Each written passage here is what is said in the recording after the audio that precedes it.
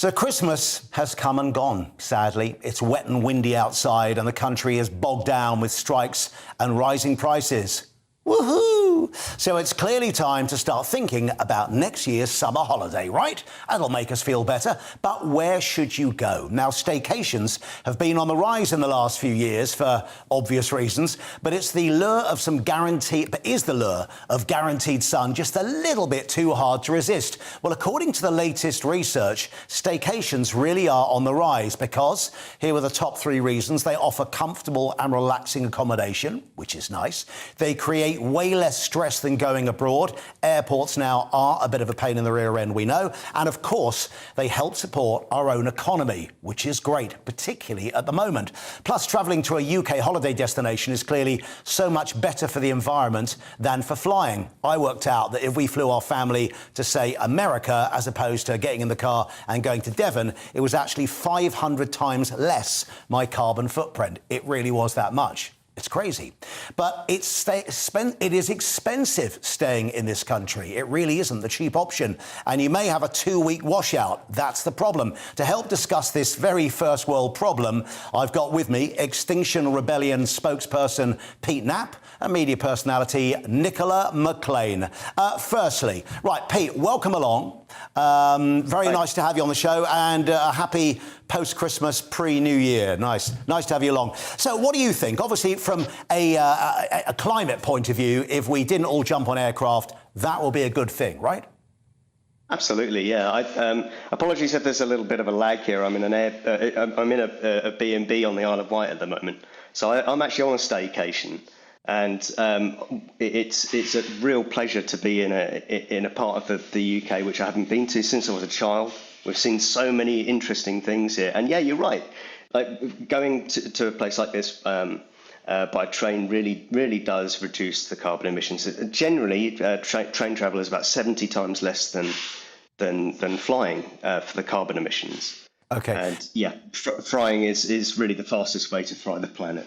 But probably, as you're finding out now, it's not. It used to be many years ago. I guess it was a cheap option staying in the UK, but that's not necessarily the case anymore, is it? It's actually, sadly, more expensive sometimes to stay in here, to drive down from where I live in London, down to Devon, 250 miles, and stay there than it would be to get my family on a plane and fly them to the States. Yeah, the flights really are desperately cheap, and the reason for this is because of fossil fuel subsidies. We spend about £7 billion a year in the UK to try to make aviation cheaper. So yeah, it is artificially cheap. But getting down to the Isle of Wight from London, which is where I started, cost only £35 for a return ticket, and it's in the off season, right? So everything's much cheaper here. The B&B prices were about £60 a night for 2 people, and that included breakfast for 2 people. So yeah, going to places that are tourist destinations in the UK in the winter, you tend to get cheaper deals. Sure. There's actually a great new expression which I hadn't heard before today, which was, we've all heard of staycations. There's now slaycations, which are more and more people taking winter breaks in the UK, which is exactly what you're doing. Let's bring in Nicola. So, Nicola, what do you think? I mean, obviously, the lure of sunshine and guaranteed sunshine is what often drives people to go abroad, as well as really good package deals that make it very, very good value. Yeah, 100%. Obviously, I understand the carbon footprint, and I do my best, and I try and encourage my children. Obviously, we recycle, I understand. But the fact of the matter is, I do want a sunny holiday.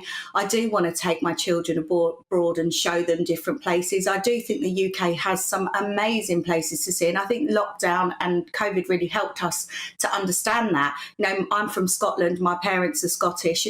Scotland's fantastic, but I don't want to go and freeze. I do not. I'm quite happy to do that for a few days. I don't want to go there for 2 weeks. So in the summer, and you're saying, winter breaks, 100%, but then we've got to take into account schooling and when the kids are at school. To go to Centre Parks, plenty of other resorts, but to go to Centre Parks when the kids are not at school is absolutely extortionate. I can't afford it. Many people can't. So then you do look where you can go, where's affordable.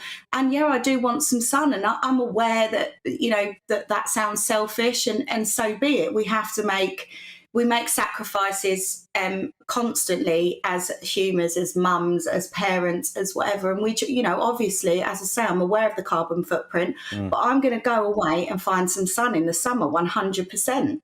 Yeah, I guess, you know, with everything we've had, to be fair, in the last year, you know, and the news has been, let's be honest, it's been non-stop heavy news, hasn't it, really? The weather's grotty at the moment. It's got this storm's coming in from America as well that's not going to help. And I guess, you know, post-Christmas, after what's replaced all the Christmas ads, of course, suddenly sunny holiday adverts all on our TV saying jet off and jump in this lovely swimming pool. And I got to be honest, it doesn't half look appealing right now, doesn't it? So it's a hard one because, look, I've been to Devon when it's been 2 weeks of sun. I've also been there when it rained every day. And although it's lovely, I know what you mean, Nicola. Sometimes you think, if I've got a week off, I just want a week of sun so I know I can chill out. And there lies part of the problem, Pete, don't you think?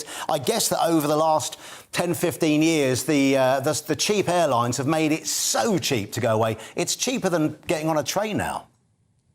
Yeah, although it's not the airlines that are making it cheap, it's the government subsidies. It's that we really don't pay anywhere near enough tax on aviation fuel. Nothing like the tax that people would pay for petrol or diesel. There's a huge difference in the amount of tax that's paid there. And it's interesting that you mentioned not being selfish, because I think your previous guest talked about not being a selfish nation. And yeah, we're not. And when we start really to think about other people in other countries as well, in terms of flying, it's a really big deal in terms of the injustice of it all. So around 1% of the people in the world cause about 50% of the commercial flight emissions. So that's a huge amount, while about 80% of the world has never set foot on a plane before. So even though, yeah, we do live in a very cold and miserable place sometimes in the winter, it has to be said, and some other places in the world really can be nicer.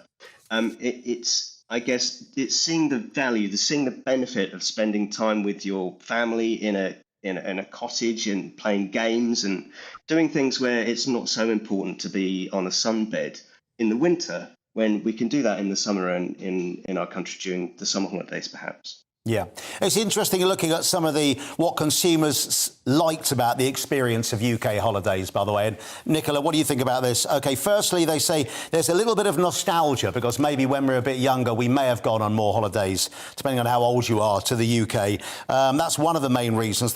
More than a third of people named fish and chips on the beach, and more than a fifth, 22%, said that building sandcastles was their favourite staycation memory. I guess, look, you can do this abroad as well, but it's funny, those quintessentially British things. We didn't even mention donkey rides there, did we? Thank goodness. But no, look, we can still have a lovely modern holiday in the UK, but I guess you always have to pack the sort of raincoat just in case in the wellies, don't you?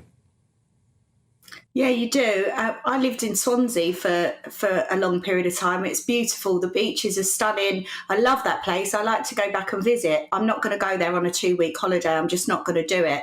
And, you know, I like fish and chips, and I can drive to Brighton and eat fish and chips. But it's, for me, that all I want to do is be there a day. I do not want to be there. My kids would not enjoy going to Brighton on a pebble beach for 2 weeks. They just wouldn't. Maybe, you know, maybe I have selfish children. Maybe I'm a very selfish person. Are you never going to get on a plane again and go abroad? Well, you know, I don't know if you have children. I want my children to see the world. I want them to see things that they can't see in this country. I never went abroad as a child. I'm so fortunate that I can do that for my kids, and I will be doing it. And I don't feel bad about it. I genuinely really don't. Right. I mean, I have got 3 kids. One's, you know, 21, 20 and 16. Oh, no, Pete, OK. No, and I guess... I'm sure you would go abroad.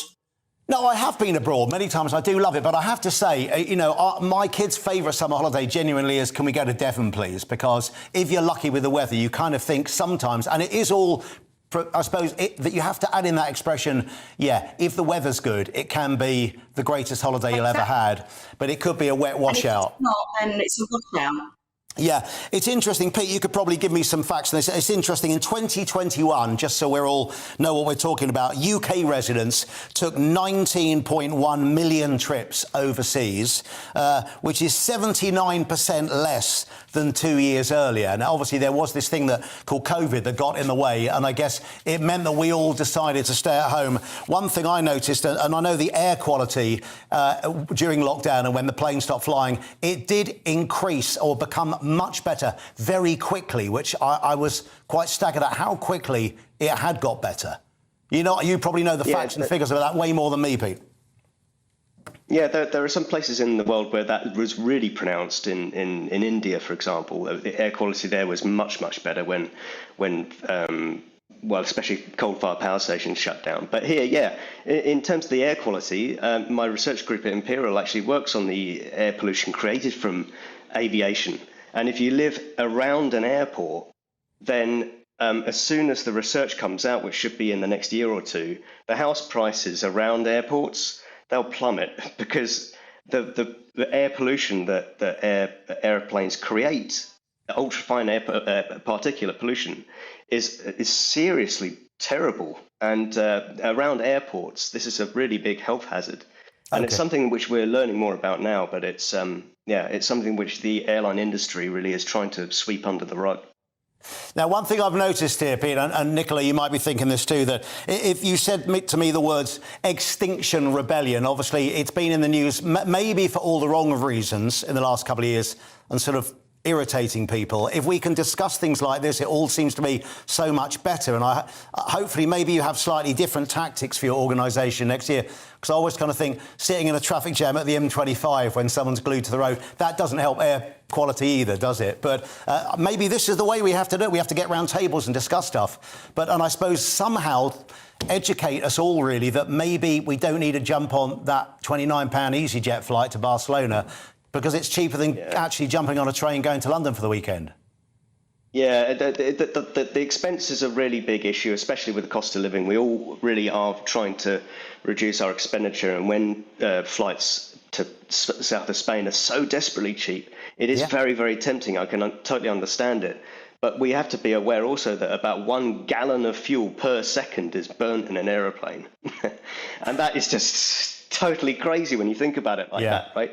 So, in terms of our carbon emissions and not being a selfish nation, GB News watchers are going to be the most patriotic of all, and thinking about supporting our local businesses in the summer and in the winter really should be our top priority in terms of keeping our economy afloat as well. Nicola, can I ask, when was the last time you did take a staycation? Probably during lockdown, but where will you be heading off next summer? So in the summer, I'll definitely go abroad for sure. But I do go, actually, we're going to watch Swansea play on the 29th. So me and my husband and the two boys will go down and watch Swansea play football because we love Swansea, and we'll stay over and we'll have a really nice time. But 2 nights will be more than enough for me when it's, piddling down with rain, and I will look forward to hopping on a plane and going to somewhere hot. All right. Well, Nicola, thank you very much for joining us. Enjoy that holiday. And Pete, thank you. Enjoy your time in the Isle of Wight. Very nice to talk to you both. Thank you very much for coming on. Thank you very much. All right. Really appreciate it. Right. Coming up, journalistic legend